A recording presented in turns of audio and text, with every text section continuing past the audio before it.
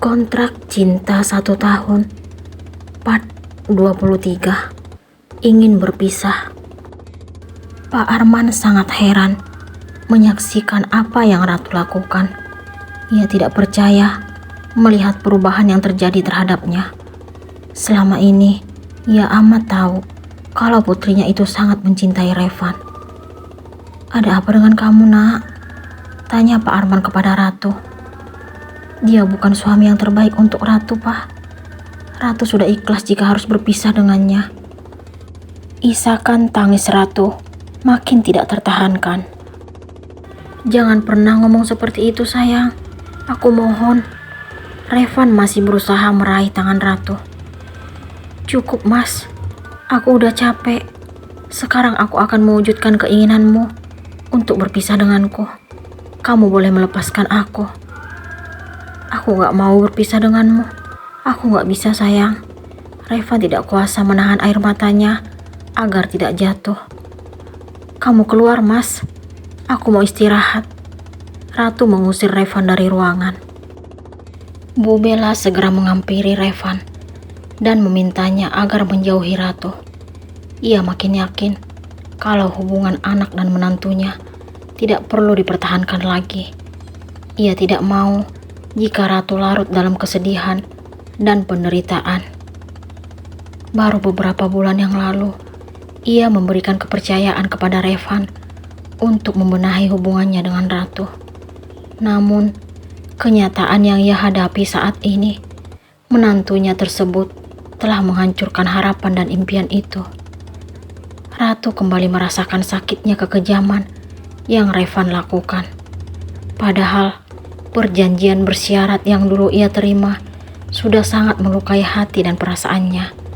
Besarnya cinta yang ia miliki untuk laki-laki itu membuatnya tetap mempertahankan pernikahan mereka. Akan tetapi, keadaan sekarang jauh lebih menyakitkan dan menyayat batin Ratu. Suami yang ia hormati selama ini ternyata memiliki hubungan masa lalu yang sulit diterima akal dan pikiran. Ia tidak sanggup membayangkan apa yang ia lihat tadi.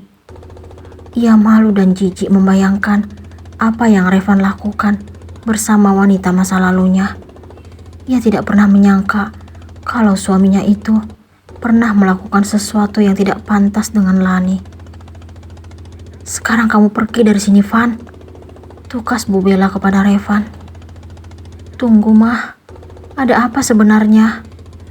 Pak Arman menghampiri istrinya. "Mama malu menceritakan kelakuan menantu Papa." Jawaban Bu Bella makin membuat Revan bingung. "Apa maksud Mama sebenarnya? Tolong ceritakan Revan." Revan berlutut di depan ibu mertuanya. "Kamu gak perlu melakukan ini, Van. Perbuatanmu sudah tidak dapat dimaafkan. Kesempatan kedua yang Mama berikan telah kamu abaikan." Bu Bella menjauh dari Revan. "Revan mohon, Mah. Jangan pisahkan kami berdua. Revan gak mau kehilangan Ratu. Revan sangat mencintainya." Revan kembali mendekati Bu Bella. "Simpan aja kata cinta yang tidak berarti itu. Silakan pergi dari kehidupan Ratu. Mama yakin dia akan jauh lebih bahagia tanpamu." "Berhenti, Mah. Papa semakin bingung dengan kejadian ini. Papa minta agar Mama cerita sekarang. Revan juga ingin tahu apa alasan Mama dan Ratu berubah seperti ini." Pak Arman tidak tahan melihat sikap istrinya terhadap Revan. "Papa pasti akan melakukan hal yang sama seperti Mama jika tahu apa yang telah Revan lakukan." Bu Bella masih tetap dengan kebenciannya terhadap Revan. "Apa, Mah?" tanya Pak Arman dengan kesabaran yang makin menurun. "Dia bukan suami yang terbaik untuk anak kita, Pak. Perbuatannya sungguh sangat memalukan." Papa semakin bingung dengan penjelasan Mama. Langsung ke intinya aja supaya Papa mengerti. Pak Arman tetap tidak mengerti dengan apa yang dikatakan istrinya. "Assalamualaikum." Terdengar ucapan salam dari orang tua Revan. "Waalaikumsalam," jawaban salam dari Pak Arman. Bu Sandra sontak kaget melihat Revan berlutut di depan besannya. Ia tidak mengerti Kenapa putranya itu melakukan hal seperti itu? Ia sangat sedih melihat keadaannya. "Kamu kenapa, Nak?" tanya Bu Sandra lalu menghampiri Revan. Revan gak mau berpisah dari Ratu, Mi. Revan merangkul ibunya. "Kenapa harus berpisah? Bukankah hubungan kalian baik-baik saja?" Bu Sandra bingung mendengar penuturan Revan. Ia tidak mengerti kenapa anaknya berbicara seperti itu. Ia sangat tahu kalau hubungan anak dan menantunya baik-baik saja. Ia tahu itu saat Revan dan Ratu mengunjungi rumahnya 2 bulan yang lalu. Ia melihat semuanya sangat indah. Revan sangat mencintai dan menyayangi Ratu. Walaupun sebelumnya anaknya itu pernah memberikan surat perjanjian kepada menantunya. "Alhamdulillah, hubungan kalian baik-baik saja. Mami dan Papi sangat bersyukur melihat kalian hidup rukun dan akur." Itu kata-kata yang Bu Sandra lontarkan kepada Revan dan Ratu kala itu.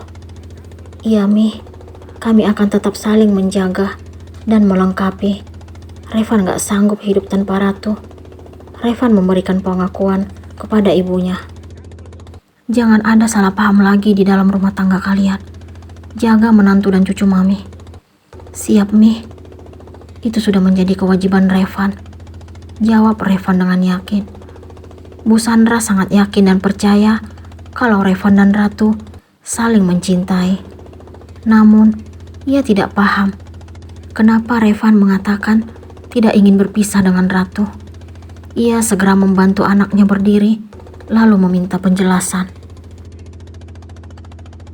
Pak Wijaya juga merasakan kebingungan melihat wajah-wajah tegang besannya. Ia tidak ingin memperkeruh suasana. Ia pun mengalihkan pembicaraan dengan menghampiri Ratu yang belum mampu memejamkan mata. "Apa kabar, Nak?" tanya Pak Wijaya, lalu duduk di kursi samping tempat tidur Ratu.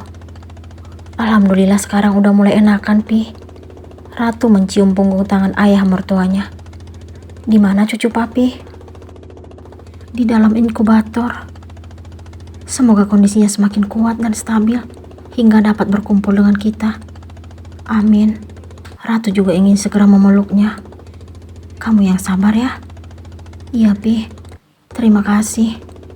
Bu Sandra juga akhirnya menyadari sikapnya yang tidak langsung menghampiri Ratu. Ia pun mendekatinya, lalu mendaratkan ciuman di dahinya, serta berterima kasih karena telah berhasil mewujudkan impian dan harapannya untuk memiliki cucu laki-laki. "Coba cerita sama Mami. Ada apa sebenarnya? Kenapa suami kamu sampai berlutut seperti tadi dan mengatakan tidak ingin berpisah denganmu?" Bu Sandra duduk di kursi samping ranjang, sementara Pak Wijaya memilih duduk bersama Pak Arman. "Maafin Ratu, Mi. Mungkin Ratu bukanlah istri yang Mas Revan harapkan.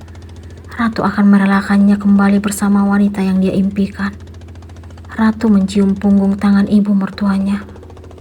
"Kenapa kamu ngomong seperti itu? Apa kamu tidak mencintai anak Mami?" "Ini bukan tentang cinta, Mi, tapi pilihan. Ratu hanya ingin agar Mas Revan menemukan kembali kebahagiaannya tanpa adanya paksaan." "Paksaan apa maksud kamu, Nak? Kita semua tahu kalau pernikahan kami terjadi karena perjodohan.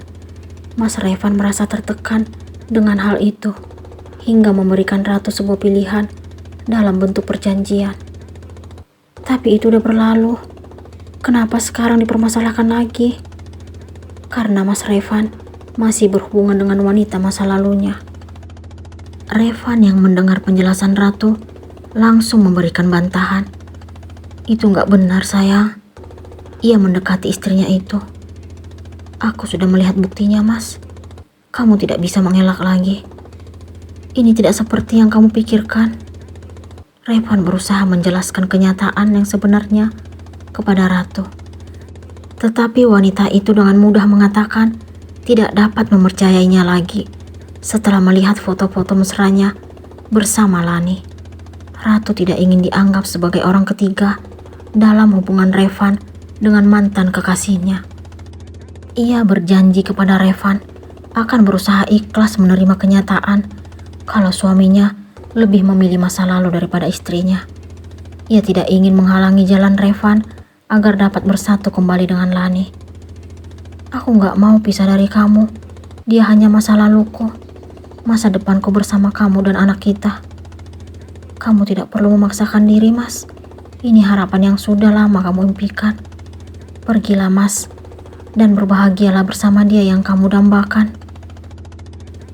Ratu tetap dengan linangan air mata menyampaikan permintaannya di depan Revan yang juga menangis terseduh-seduh. Laki-laki itu sangat sedih karena istrinya tidak mempercayainya. Sementara orang tua mereka sangat terharu menyaksikan dan mendengarkan ketulusan hati Ratu kepada Revan. Namun, Bu Sandra tidak terima jika anaknya berpisah dengan menantu yang sangat ia sayangi. Ia tetap mengharapkan keutuhan dalam keluarga pasangan tersebut. Apakah Ratu akan memberikan maaf kepada Revan?